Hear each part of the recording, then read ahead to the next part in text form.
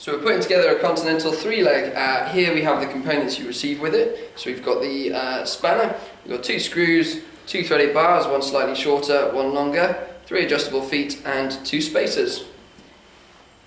So if you start by taking a spacer and a leg.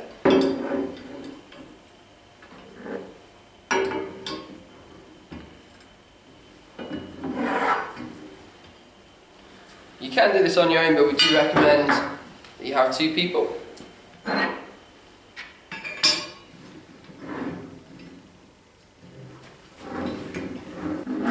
Spin the base upside down.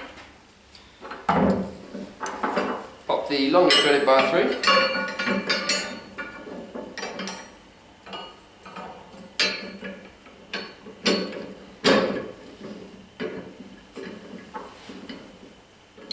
The spacer goes over the top of that, and the screw tightens up.